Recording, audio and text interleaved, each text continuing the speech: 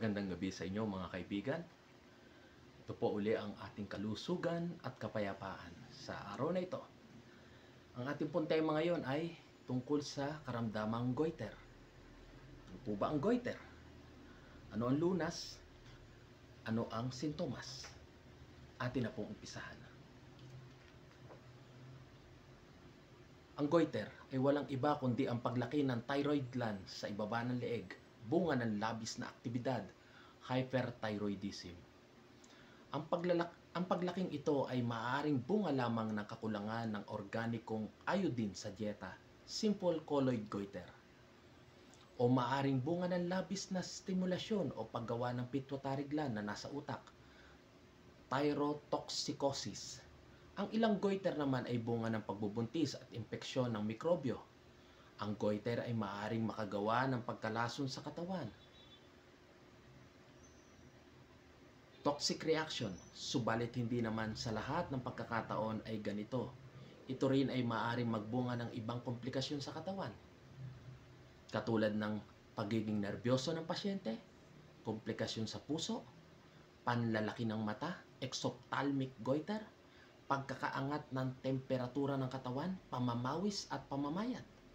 Ang tinatawag na adenomatous goiter at cystic goiter ay hindi nakakalason. Subalit ang mga ito ay maaaring magbunga ng matinding kabigatan at paninikip sa leeg, kung kaya't nagiging mahirap ang paghinga sa pasyente. Ang pagkakapinsala ng thyroid na kung saan ay humahantong sa mga karamdamang ganito ay bunga lamang ng maraming problema sa pagtunaw o digestion, ayon naman kay Dr. Walker. Ang pag-inom ng gatas ng baka ay hindi lamang nagbubunga ng pagkaroon ng maraming sipon o plema, kundi humahantong din naman sa paggambala sa maayos na pagsasagawa ng thyroid gland. Ang natutuyong balat ay kadalasang tanda o sintomas din ng kakulangan ng iodine goiter, sa goiter. Masama din ang epekto sa thyroid ng mga sumusunod: aerosol sprays, mga usok ng makina at sasakyan, at iba pang pinanggagalingan ng polusyon. Ang mga taong labis na emosyonal ay madalas na apektado ng karamdamang may kaugnayan sa thyroid. Lunas. Ano ang lunas nito, mga kapatid? Ang lunas ay hindi lamang nakasalalay sa pagdadagdag ng kulang sa iodine sa dieta, kundi sa paglilinis sa loob ng katawan ng mga lasong toxins galing sa artificial na pagkain. Ang abnormal na kalagayan ng thyroid ay natutulungan din sa pamamagitan ng pagbabago ng dieta, ng mga espesyal na ehersisyo ng leeg, at ng pagtira sa ibang lugar. Napakahalaga po pala nun, mga kaibigan, no? Na bigyan pansin pati ang espesyal na ehersisyo sa leeg. Di ba yung ganyan? Yan. Taas ng nota. Sa umaga niyo gagawin yun. Yun ang aking pagkakaalam. Napakabuti po sa leeg nun, lalo na kapag may bumubukol na po dyan. Ang dieta ay dapat na simple lamang, ngunit masustansya. Hindi na dapat kumakain ng mga artificial na pagkain, junk foods. Hindi na dapat umiinom ng gatas ng baka at hindi na dapat gumagamit ng karne. Kailangang alisin din ang paninigarilyo, pag-inom ng alak, kape, tsaa at tsokolate. Palitan na lamang ito ng mga sariwang katas ng iba't ibang prutas at ng mga tsaa ng mga nakabubuting halamang gamot.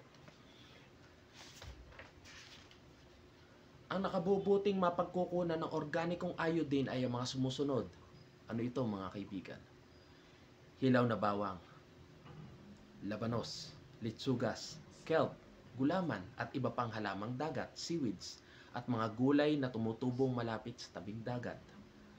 Ang sariwang katas ng karot ay madalas na inumin upang alisin hindi lamang ang dugo, kundi ang tiyan at mga bituka.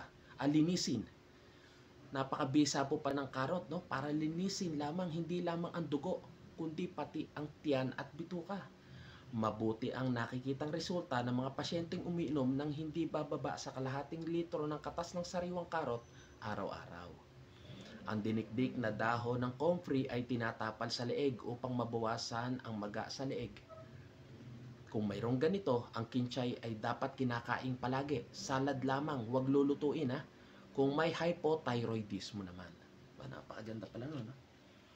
Ang pag-inom ng mga gamot sa butika upang gamutin ang karamdamang ito ay huwag basta na lamang gawin.